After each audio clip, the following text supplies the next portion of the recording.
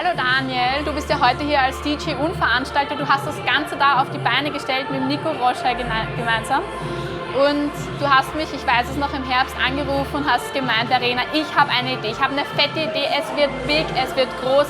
Sag mir, wie viele Wochen, wie viel Zeit hast du da jetzt reingesteckt, um das auf die Beine zu stellen? Also insgesamt sind wir jetzt circa bei 10 Wochen und viel Schweiß, viel Tränen, viel Arbeit. Und wenn man jetzt hier ist und sich das alles anschaut, dann realisiert man das alles erst einmal, okay, Alter, du hast einen Club gefunden, du hast die besten DJs aus Österreich, du hast hervorragende Techniker, du hast auch vielen Dank an die Empire-Chefs, an den Luki, an den Andi und auch an den Stefan, ja, die das ermöglicht haben. Und du hast ein hervorragendes Team, du hast einen Alexander Eder, der momentan auch alles abreißt. Und es ist unfassbar geil momentan. Und mittlerweile ist jetzt mein Set vorbei und ich kann endlich chillen. Aber das waren sehr, sehr harte Wochen und es werden auch noch weitere 5 harte Wochen sein. Aber es ist wirklich geil. Wie zufrieden bist du mit der bisherigen Leistung? Mit zufrieden sein habe ich immer so meine Probleme. Wenn ich zufrieden bin, dann habe ich immer so das Gefühl, es hätte noch mehr sein können. Deswegen sage ich, es ist gut, es passt, aber ich möchte immer mehr, ich strebe immer nach mehr. Und ich möchte es noch irgendwie besser machen. Dazu hast du noch 5 Wochen Zeit eigentlich. Ich denke aber, dass es fürs erste Mal schon ganz in Ordnung ist. Also ich finde, es ist Hammer, was du da auf die Beine gestellt hast und auch die Idee allein ist schon wirklich super. Ich danke dir. Kannst du schon mal auf die Schulter klopfen auf jeden Fall. Hast du für heute ein gewisses Spendenziel, das du erreichen möchtest? Das bin ich schon oft gefragt worden, auch schon in den Interviews. Ich persönlich bin der Meinung, jeder Euro hilft. Ein Spendenziel zu definieren ist irgendwie taktlos, ja.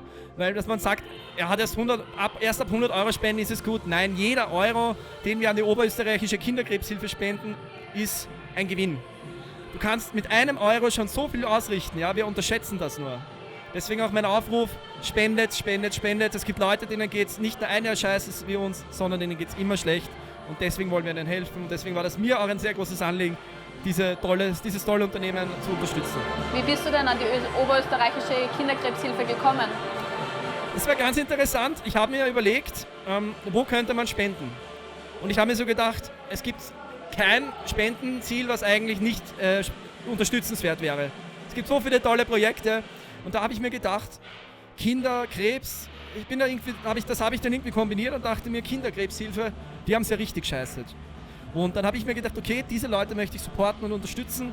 Dann habe ich das eingegeben und bin eben auf die oberösterreichische gekommen, habe dort angerufen, hatte ein sehr nettes Gespräch dort mit einer sehr lieben Dame und jetzt hat das wirklich so toll funktioniert und die sind alle total glücklich und ich denke, es ist schon eine ordentliche Summe zusammengekommen. Ja. Das freut mich auf jeden Fall zu hören. Wie vorher schon erwähnt, du bist heute als DJ und Veranstalter da. Hat sicher seine Vor- und Nachteile. Wie schätzt du das ein? Entspannt dich das, dass du auf der Bühne die Sau rauslassen kannst und dann wieder konzentriert als Veranstalter arbeitest? Das Ding ist, du wechselst in 2 Modi. Du bist einerseits dieser Veranstalter, der dauernd am Rennen ist, alle brauchen was von dir, aber ich muss dir sagen, ich finde das geil, Stress, ich liebe es. Einer ruft dich an, dann musst du dorthin, Daniel, Regieplan, dies und das. Und du musst eben immer wieder unterwegs sein und dann das Auflegen, dieses Herumhüpfen, das ist eigentlich schon fast wieder entspannend, ja. Wobei man gesehen hat, wie viel ich springe und einfach auszutoben, das ist eigentlich noch entspannend. Ja. Du hast es mir vorher schon gesagt, du bist etwas außer Atem gewesen, also fehlt dir die Kondi etwas? Ja, jein, sagen wir so.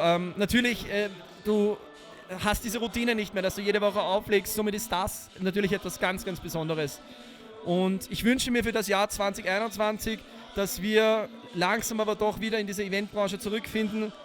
Und ich finde, wir haben sehr gute Künstler, wir haben sehr gute DJs und auch die verdienen es zu arbeiten und wieder Leute zu unterhalten. Absolut, da bin ich ganz deiner Meinung. Jetzt zum Schluss hast du noch die Möglichkeit, einen Dank auszusprechen. Da hängen mir ganz, ganz viele Leute mit dran an diesem Event, an dieser Veranstaltung. Vorher hast du schon ein paar kurz erwähnt, aber jetzt kannst du gerne noch die anderen erwähnen. Ich möchte mich erwähnen. auf jeden Fall bei Nico Roscher bedanken, der auch seinen Teil natürlich dazu beiträgt, von dem die Grundidee gekommen ist und er hat mich gefragt, ob ich ihm helfen kann und ich habe das Event dann so dermaßen ausgebaut, dass es von einem 6-Stunden-Stream zu einem 6-Tage-Stream wurde und ich möchte mich natürlich auch an alle DJs bedanken, auch an die Künstler, auch an die Empire-Chefs, jeder, auch an euch natürlich, an alle, an das Streaming-Team, alle, die da sind. Jeder macht hier einen hervorragenden Job. Und ich sage eins, keiner von hier ist gut, jeder ist Weltklasse. Und wir haben die besten Leute auf einem Haufen in einem Club. Das sind sehr, sehr schöne Abschlussworte. Ich wünsche uns allen heute noch einen schönen Abend. Danke, Daniel. Ich danke.